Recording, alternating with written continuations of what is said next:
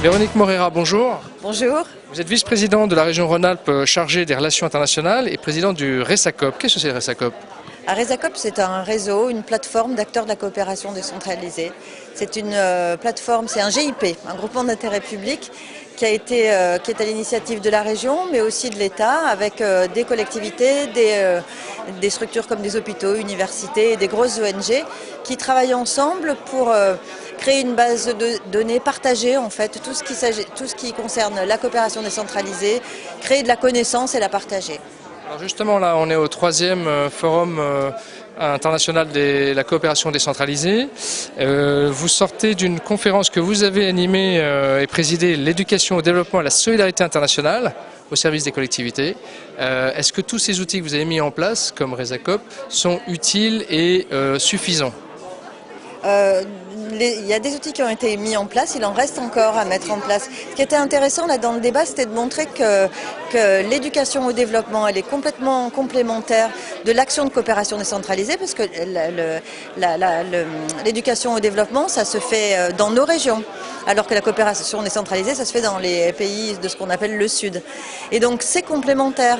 Et on s'appuie aussi, nous on s'appuie dans nos actions sur la société civile pour porter tout notre travail, mais on a aussi un rôle de porter à connaissance, de sensibilisation, de partage et de formation de cette société civile. Donc on joue notre rôle en tant que collectivité locale d'accompagnement de la société civile vers une citoyenneté mondiale.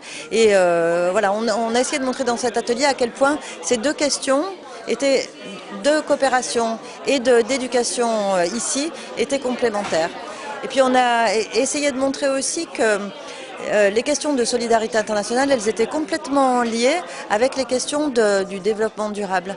Parce que quand on fait de la solidarité internationale, on fait de la solidarité internationale parce qu'on a le sentiment, enfin la certitude de faire partie d'une même humanité, d'avoir une responsabilité commune avec les personnes qui vivent sur d'autres territoires, mais différenciée, parce que pas avec les mêmes moyens.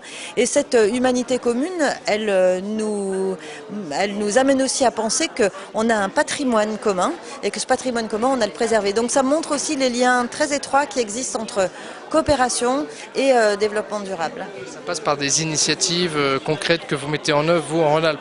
Alors en Rhône-Alpes, il y a des initiatives concrètes, comme par exemple le projet Alpes au Sahel, qui est un projet avec la région du Piémont et qui met en lien les acteurs de l'enseignement, donc tout le monde de l'enseignement, et puis les acteurs de la solidarité internationale, les ONG de développement, et les acteurs du développement durable. Et donc on a 3 groupes d'acteurs qui réfléchissent ensemble pour essayer de coordonner leurs actions, créer des outils et produire de la connaissance. Donc là, on a une mobilisation importante. C'est un exemple parmi tout ce que peut faire la région, parce que la question en fait de l'éducation et du développement, c'est pas seulement pour les jeunes, c'est la citoyenneté mondiale, c'est pour tout le monde.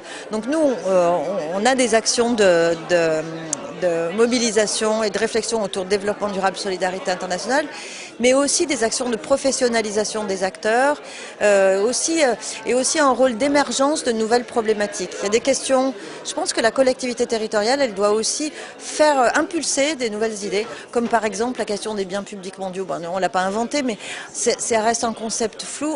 On va s'attacher en Rhône-Alpes à réfléchir ensemble sur ce concept. Merci beaucoup Véronique Morera. Je rappelle que vous êtes vice-présidente de la région Rhône-Alpes. Merci. Merci.